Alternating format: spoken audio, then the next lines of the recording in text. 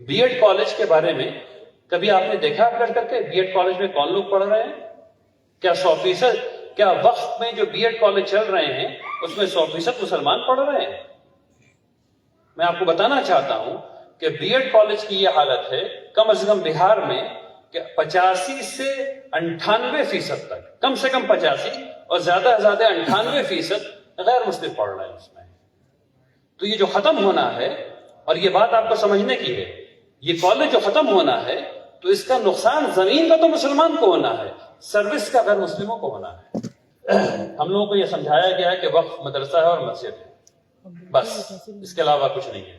میں آپ کو بتانا چاہتا ہوں کہ آج ہمارے کنڈر گارڈن اسکول بنگالی زبان کے وقف کی زمین پر ہیں، مراٹھی زبان کے وقف کی زمین پر ہیں، کنڑ زبان کے وقف کی جائیداد پر موجود ہیں، اسی طرح پرائمری اسکول، اسی طرح مڈل اسکول، اسی طرح ہائی اسکول۔ اس ملک کی تمام زبان میں مختلف اسکول، چاہے وہ مدرسے کے نظام کے تحت چل رہے ہوں، چاہے وہ اسکول کے نظام کے تحت چل رہے ہوں، چاہے وہ ICSE کے نظام کے تحت چل رہے ہوں، چاہے وہ CBSE کے نظام کے تحت چل رہے ہوں، چاہے وہ کسی بھی اسٹیٹ کے نظام کے تحت چل رہے ہوں، وہ لازمی طور پر وقف کی جائیداد پر آپ کو ملیں گے، کشمیر سے لے کے کنیا کماری تک، گجرات سے لے کر کے آسام تک۔ اس میں کہیں کوئی جھوٹ نہیں ہے۔ ٹھیک اسی طریقے سے لائبریری آپ کو ملے گی وقف کی زمین پر، آپ کو بی ایڈ کالجز ملیں گے، آپ کو سائنس کالجز ملیں گے، آپ کو آرٹس کالجز ملیں گے، کامرس کالجز ملیں گے، مینجمنٹ کالجز ملیں گے، پوری یونیورسٹی آپ کو وقف کی جائیداد پر ملے گی۔ اور یہ سب خطرے میں ہیں، سب کے سب 100% خطرے میں ہیں۔ آپ کو کلینکس، ہاسپٹلز، یتیم خانے، یہ تمام چیزیں آپ کو وقف کی جائیداد پر ملیں گے۔ تب یہ بات سوچنے کی ہے کہ وقف کی جائیداد پر اگر یہ تمام چیزیں ہیں تو اس کا بینیفیشری کون ہے، اس سے فائدہ کون اٹھا رہا ہے؟ بی ایڈ کالج کے بارے میں کبھی آپ نے دیکھا کر کے بی ایڈ کالج میں کون لوگ پڑھ رہے ہیں؟ کیا 100%؟ کیا وقت میں جو بی ایڈ کالج چل رہے ہیں اس میں 100% مسلمان پڑھ رہے ہیں؟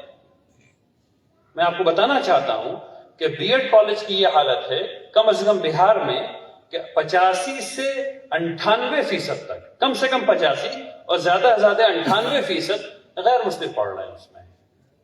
تو یہ جو ختم ہونا ہے، اور یہ بات آپ کو سمجھنے کی ہے، یہ کالج جو ختم ہونا ہے تو اس کا نقصان زمین کا تو مسلمان کو ہونا ہے، سروس کا غیر مسلموں کو ہونا ہے۔ یہ وہ بات ہے، یہ وہ تکلیف ہے جو پہنچنی ہے غیر مسلموں کو، اور یہ وہ چیز ہے جو آپ غیر مسلموں کو بتا سکتے ہیں۔ یہ جو میڈیکل کالج چل رہا ہے وقف کی زمین پر، اس میں 100% مسلمان بچے پڑھ رہے ہیں؟ یقیناً نہیں۔ اس میں تقریباً 85% بچے جو ہیں وہ غیر مسلم ہیں۔ اگر یہ ختم ہو جانا ہے تو نقصان کس کو پہنچنا ہے؟ غیر مسلموں کو پہنچنا ہے۔ سروس کا نقصان کس کو پہنچنا ہے؟ غیر مسلموں کو پہنچنا ہے۔ زمین کا نقصان کس کو پہنچنا ہے؟ مسلمان کمیونٹی کو پہنچنا ہے۔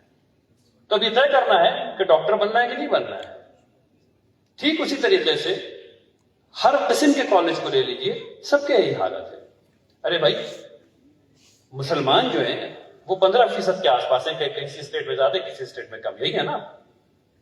تو اسی حساب سے ایڈمیشن ہوگا نا، اسی حساب سے بچے پڑھتے ہیں۔ تو جو سروس کا نقصان ہے وقف کی جائیداد کو ختم ہونے سے، تعلیم کا جو نقصان ہے وہ غیر مسلموں کو بہت زیادہ ہے، اور ہم لوگ یہ بات ان کو بتا نہیں پا رہے ہیں۔